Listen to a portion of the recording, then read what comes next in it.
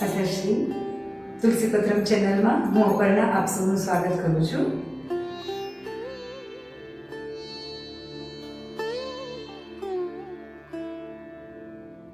આજે એક નવા વિષય વિડીયો સાથે આવી છું. આપણે ત્યાં આજે પોડકાસ્ટમાં શાસ્ત્રી હિતેશભાઈ ત્રિવેદી પધાર્યા છે, જેઓ શ્રાદ્ધ વિશે આપણને માહિતી આપશે.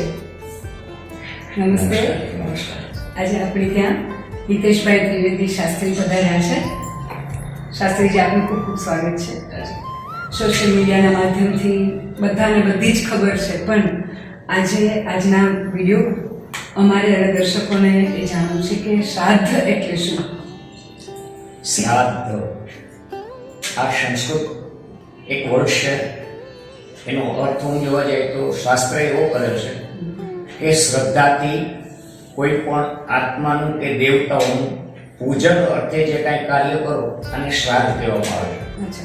આપણી માન્યતા એવી છે કે પિતૃઓની પાછળ જે કાર્ય કરીએ એને શ્રાદ્ધ કહેવું, પણ આવું નથી. શ્રદ્ધાથી કરેલું કર્મ એને શ્રાદ્ધ કહેવું જોઈએ. આ શાસ્ત્રોનો અભિપ્રાય આવો છે.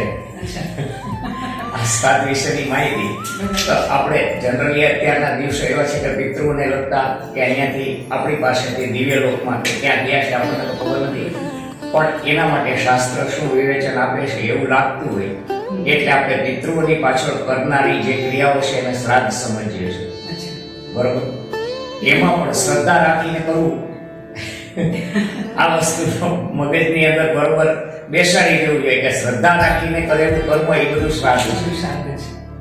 પછી ફક્ત પિતૃઓ માટે જે વપરાય એવું નથી. એવું નથી. અચ્છા, તો આ શ્રાદ્ધની પરંપરા જે છે એ હિન્દુ સંસ્કૃતિની અંદર ઋષિમુનિઓએ ચાલુ કરી કે પછી પુરાણ કે શાસ્ત્રોમાં કોઈ એનું વિવેચન કરવામાં આવ્યું છે કે જેને કારણે આ પરંપરા શરૂ થઈ? તો એ સમય આપણે લઈએ કે અત્યારે કળયુગ ચાલે છે. આની પહેલા દ્વાપર યુગ હતું. એની અંદર પણ અનેક દ્વાપર યુગમાં જે વ્યાસજીઓ થાય, દરેક દ્વાપર યુગ એક એક ચોપડી પૂરી થાય એટલે દરેક વખતે 4 યુગ આવે. દરેક દ્વાપર યુગની અંદર એક એક વ્યાસજી ઉત્પન્ન થાય અને પુરાણોની રચના કરે. આપણે ભાગવતજી જોઈએ, ખાસ બહુ મહત્વનું છે કે અત્યારે લોકના કંઠે છે. આની અંદર એક કૃષ્ણ પરમાત્માએ મહાભારતમાંથી ભાગવતજીની ઉત્પત્તિ થઈ, પણ મહાભારતની અંદર શ્રાદ્ધ કરવાનું પાંડવોને અનેક જગ્યાએ બતાવ્યું છે કે તમે આ રીતે શ્રાદ્ધ કરો. આ દ્વાપર યુગની વાત કરી. એના પહેલા ત્રેતા યુગ હતો, તો રામચંદ્ર પરમાત્માએ પણ શ્રાદ્ધ કરેલા છે. એના માતા પિતા પાછળ શ્રાદ્ધ કરવા ગયા અને એના માતા પિતાનું શ્રાદ્ધ રામચંદ્ર પરમાત્માએ કર્યું, કૃષ્ણ પરમાત્માએ પણ કર્યું.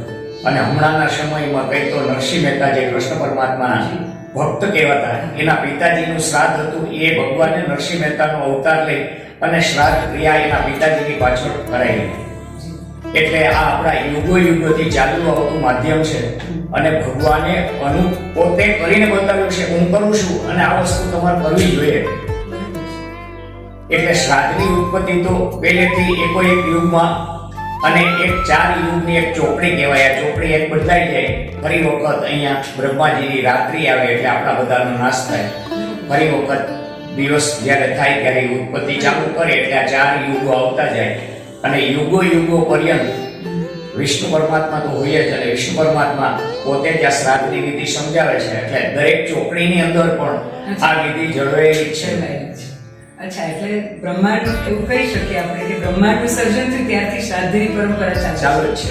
અચ્છા, અને એના બ્રહ્માજીને આ જ્ઞાન એવું કહેવાય છે વિષ્ણુ પુરાણમાં, ભાગવતજીની અંદર, માર્કંડ પુરાણમાં કે બ્રહ્માજીની ઉત્પત્તિ કરી અને શ્વાસોશ્વાસની ક્રિયાથી વિષ્ણુ પરમાત્માએ આ બધું જ્ઞાન બ્રહ્માજીને આપ્યું છે. અને બ્રહ્માજીએ પછી પોતાના સંતાનો ઉત્પન્ન કર્યા, માનસિક સૃષ્ટિઓ ઉત્પન્ન કરી. આની અંદર પછી પોતે એ બધી વિદ્યાઓ આપી છે અને એનો પ્રચાર પ્રસાર હજી સુધી આ બધા પુરાણોના માધ્યમથી ચાલુ આવે છે.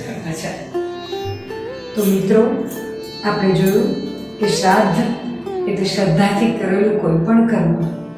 તો પૂજ્ય શ્રી શાસ્ત્રીજી હિતેશભાઈએ ખૂબ સરસ, ખૂબ ઊંડાણપૂર્વક અને અદ્ભુત શાસ્ત્રોક્ત માહિતી આપણને સૌને આપી. આપણે જરૂરથી કટિબદ્ધ થઈએ આજના દિવસો જે પિતૃ શ્રાદ્ધ દિવસો ચાલી રહ્યા છે એમાં કે આ શ્રાદ્ધ કર્મ આપણા ઘરમાં પણ કરીએ જ, જરૂરથી એ કરવા માટે કટિબદ્ધ થઈએ અને શ્રદ્ધાથી કરવા માટે કટિબદ્ધ થઈએ. તો ફરી મળીશું આવા જ નવા વિષય, વિડીયો અને નવી અનુભૂતિ સાથે. અત્યારે રજા આપો. આપણું અને આપણા પરિવારનું જતન કરવાનું ભૂલતા નહીં. મારી ચેનલને લાઈક કરજો, શેર કરજો, સબસ્ક્રાઈબ કરજો. આવજો.